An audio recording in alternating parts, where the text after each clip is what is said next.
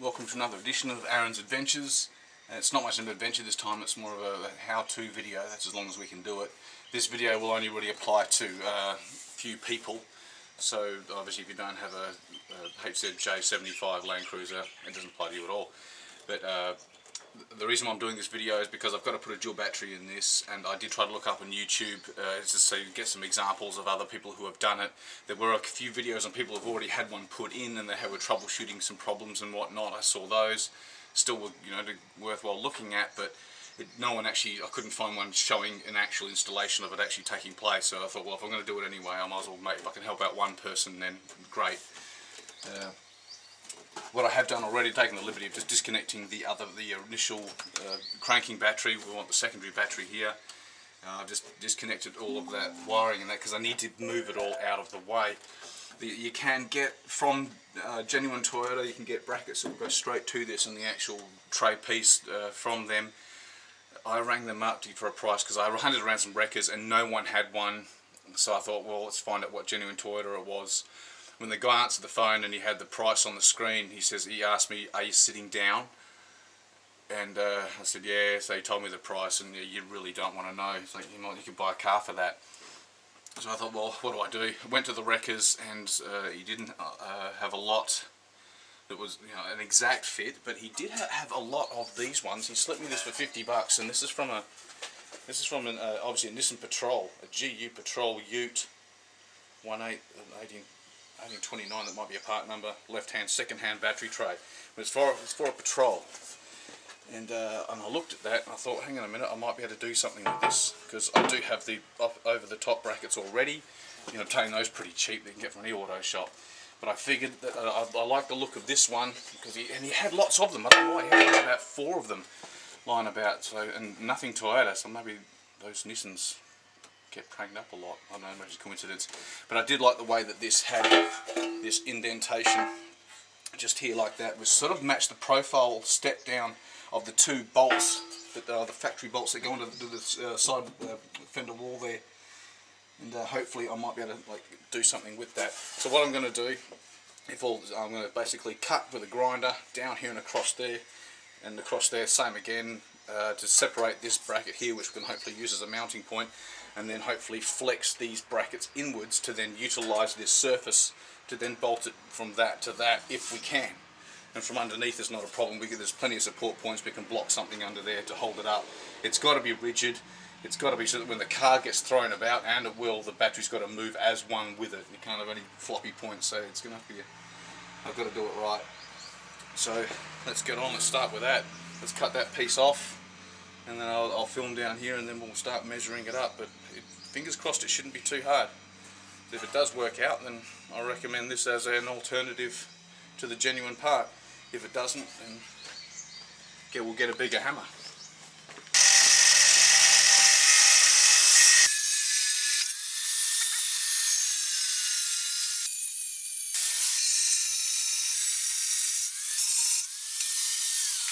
With that removed, we should be able to use at least sections of this, maybe in half. I don't know if I'm talking too loudly or not with the earmuffs on. Unless I'm hoping that dip down will fit against the side wall somewhere, and it's already got some screw holes there, but we can always add more.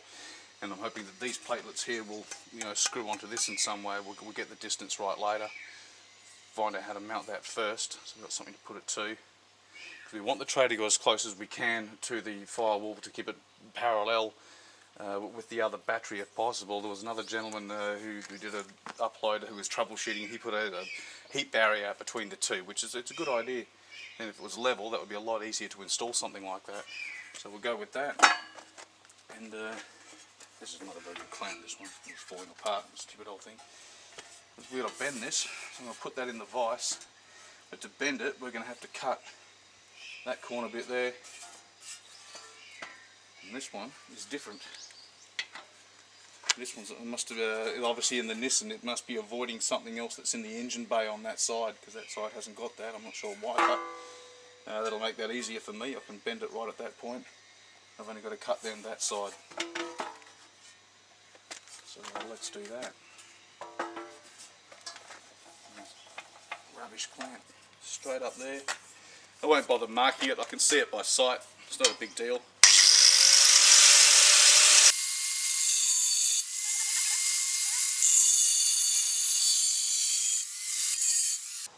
probably have to come off. We'll do that later. Well, there's a start. From here, where we can just bend them in, but where to bend them to, I'll have to actually measure that. So I think it's more important, I think, now to get this here, some anchorage points in place first, and then we'll make this suit this. Would be the easier way, I think, because we've got a lot more meat to play with.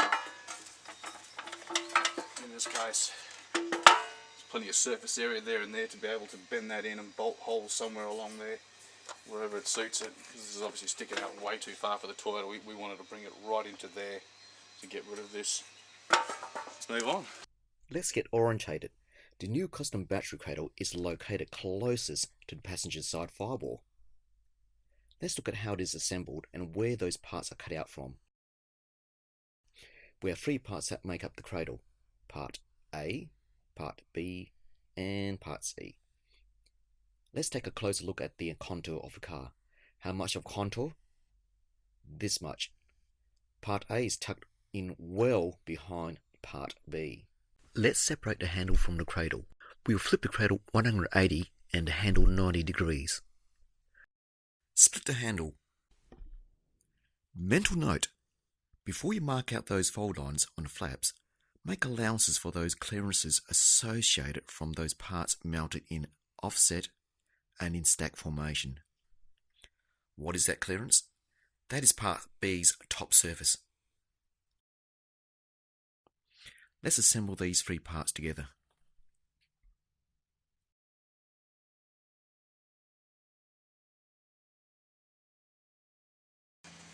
Well, now that we've separated this unit here and bashed the car about a bit, what I've looked at and I'm thinking is I'm going to have to, basically what it looks like I need is just this section here and just this section here, and separate the two, because as you can see in the profile of this, this is lower back than that, and down here this one curves, but this one is parallel. So if I can keep this section parallel and probably just bolt on that section there, onto that, I'll keep this rigid bit at the bottom to keep it strong, and maybe I might be able to brace that off something else perhaps if it comes down to it. But it looks like I only need for this side just this bit here, because that's conveniently on that dipped angle there. It enables us to take care of this part. We can use these 2 factory points, one drilled in obviously there that's already drilled, that one I'll have to drill out, and I can just cut that off. Probably hang on to a bit of meat there. I can keep it strong, but I don't need too much of it.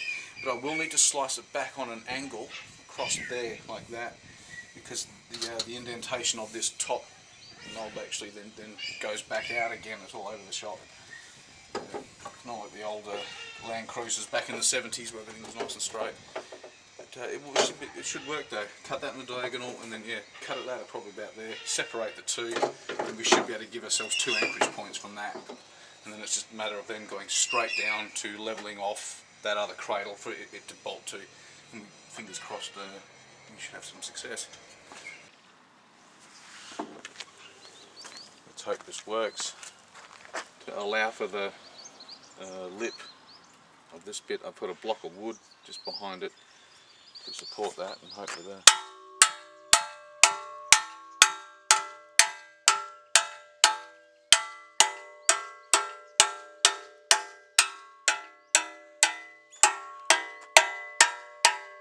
Real professional.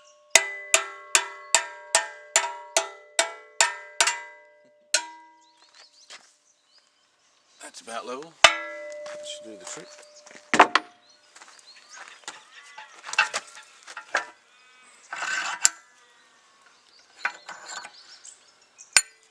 I love this vise. It's brand new. Got it just the other week. You can tell. That's one of them bent flat. I'll probably have to grind that off. Probably could have done that before, but I might do that because we're not going to need these bits. We're only going to need the flat sections there. So with this one, I think I might grind that off first, then bend that in. Might make that a bit easier. Oh, let's be, I don't know. It'd be just as easy to do it now.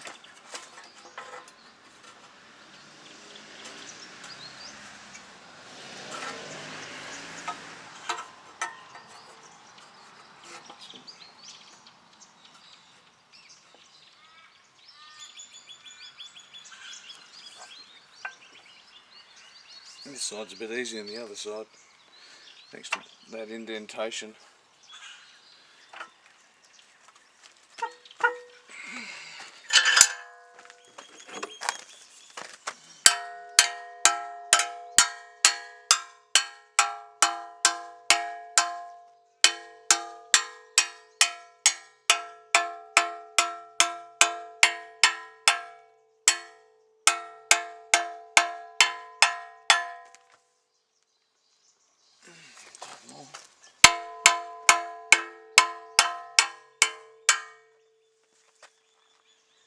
That's it.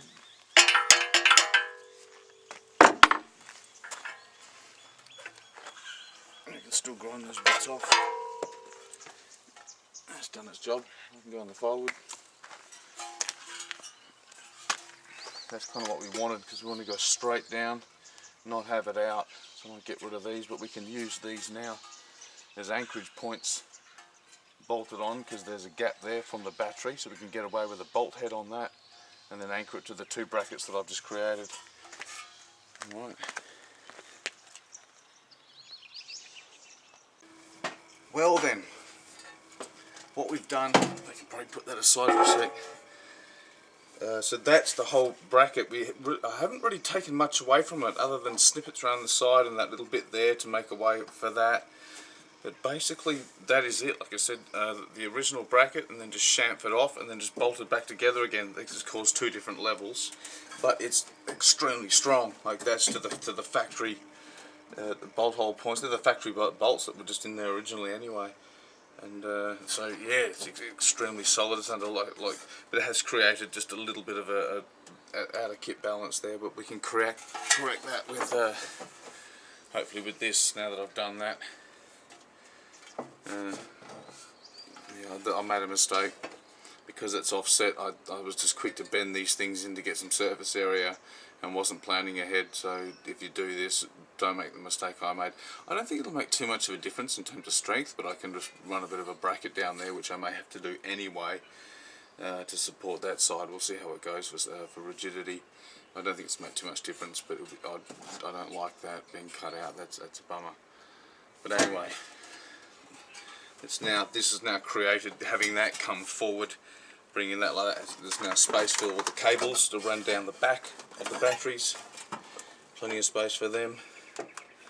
We can just find some bolt hole points to that. I don't want it too high, I want it as low as possible. And only the excess that looks a bit untidy, I can straighten that off now. I know where to go once that's bolted. Keep as much metal as you can. You can always cut away the excess, like that sharp bit, I'll get rid of that. And that bit at the top, get rid of that. But we can bolt that through there and there. There's two bolt hole points, and we can go through the bottom as well. So yeah. And it's at pretty much the same level as the one in front, and I know that the one in back has actually slightly more height forgiveness to the bonnet. So as long as we keep it roughly level with the front battery, which it pretty much is, we can't go wrong. So I'm going to look at drilling some holes, mark it up with a texture, drill some holes, tidy that up, and then see if we can't get that in place before we then look at mounting it then through the bottom as well. And give it support from underneath to take the weight off that, so it's bolted that way and that way as well.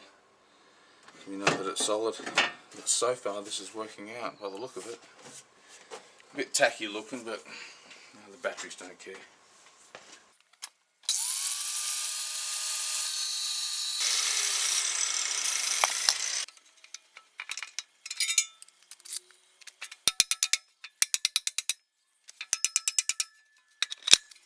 Rid of that bit as you've seen, but this bit is now too long.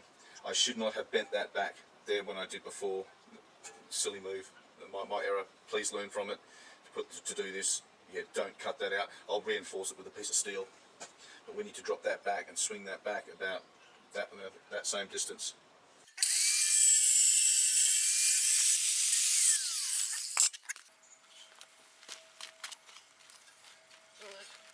Hopefully this time we've got it right. I've double checked it, so fingers crossed that's it. That will bolt together, but we'll neaten it up later. Used a piece of wood to counteract that part there, just to brace it up. Straighten it up in the other vise, get the vise on that and squeeze it together. hopefully that's it. Hopefully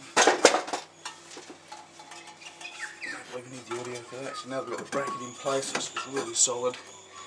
This is now painted up. Let's put this in the final resting ground.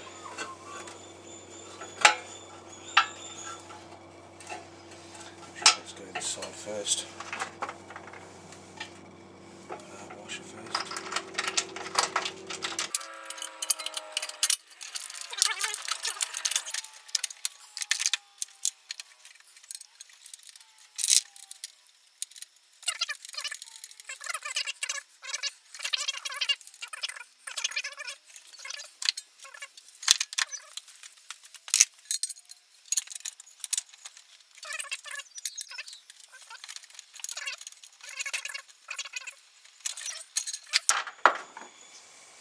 Block number 1.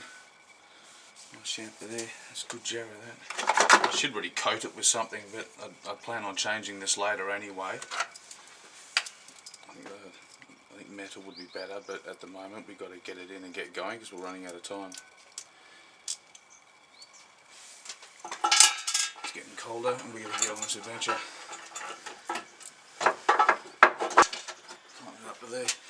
I do this with just about everything I build, is like you don't tighten everything up until you got all the nuts and bolts and everything and screws and stuff in place. That way things can move around, you can line things up better, and then tighten it up finally at the end once you got everything in place. And we'll see how rigid it makes it, whether we need an extra anchorage point on that far corner. But I know this end here will be very solid, but it's that outer corner there may have movement. We'll find out. It appears that I've done it. Like, I don't think I'll need to anchor that far point. It's well and truly anchored at 4 points.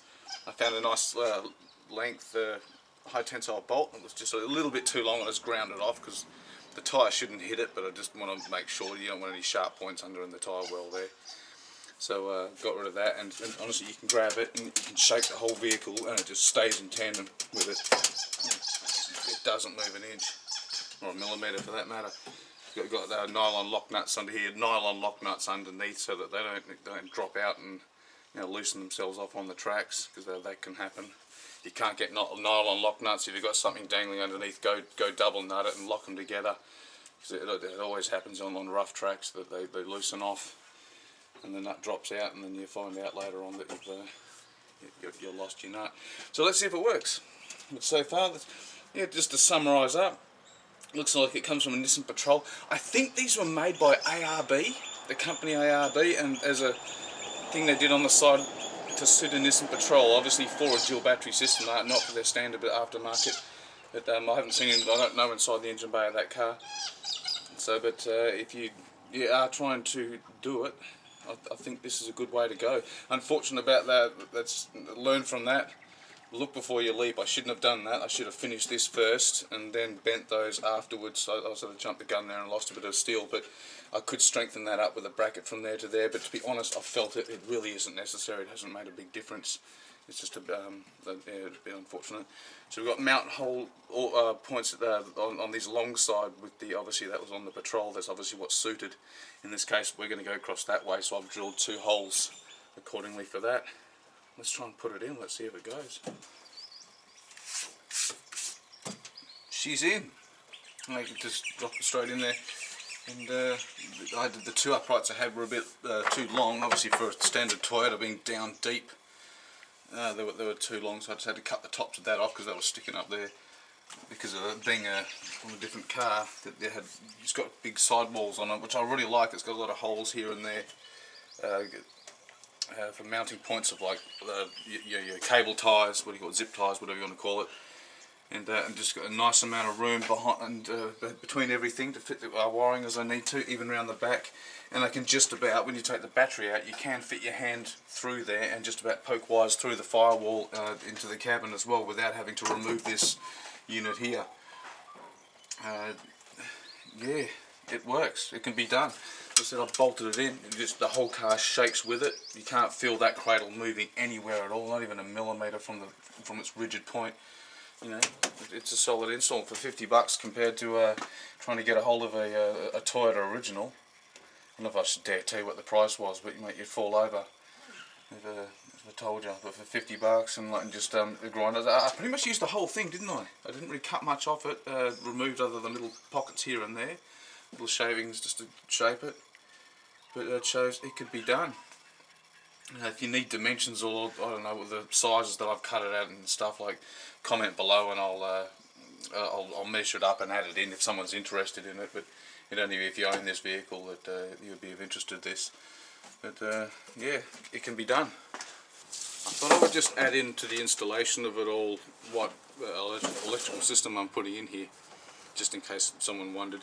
In the vehicle that I had this before, it was in full view, and you could see the LED light in there to indicate whether the two batteries were connected.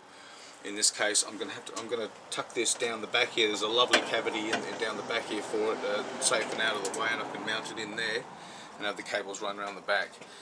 I love this little unit. I got it years ago. It's never failed me. It's been very good. Blue Sea Systems. I don't get paid by them to say this. I'm just saying out of like just from experience. That's what it looks like. I don't know. There might be better ones on the market today, but I paid nearly a couple $100 for it. But it was well worth it. As I said, it never fails. You could immerse this in a bucket of water and it'll still work.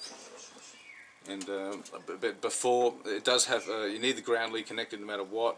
That is an ignition lead that it indicates that it definitely disconnects the two units, but it actually senses it anyway. You don't actually need it.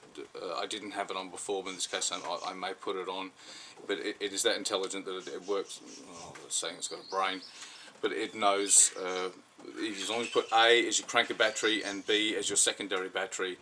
I think it runs for about 2.5 minutes, recharging your front battery from A, and then it automatically then connects then to B, and it senses the voltage from each terminal, so it knows which is being cranked. It knows when it's you put the ignition on. It knows when it knows anything anyway. So all I used to have is the ground connected, and that's all you need, and it's worked beautifully ever since. But because, long story short, I've got to tuck it down the back there and I can't see the unit once the batteries are in there, so the LED light, I'm going to run that into the cab of the vehicle via that lead and the ignition lead. It might as well do it to indicate on the dashboard that the two units are connected, just to verify that so you know what's going on. It is handy to have that feature, but you don't have to have that. You don't have to connect those two leads. You can just have the ground, but you've got the choice either way. This thing is great. It works. It's never failed. It takes the vibrations. It's fully sealed. And it's a good little unit. So we're going to get that. I'm going to tuck that down the back. I'll mount that in there. I won't bother showing you that. It's pretty straightforward. You just tuck the cables through and then you leave lots of excess.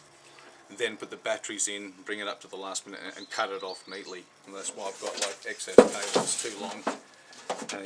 You can always make it shorter, but it's difficult to make it longer again. So you cut that last minute. I love this cradle. This has worked out really well using this Nissan cradle.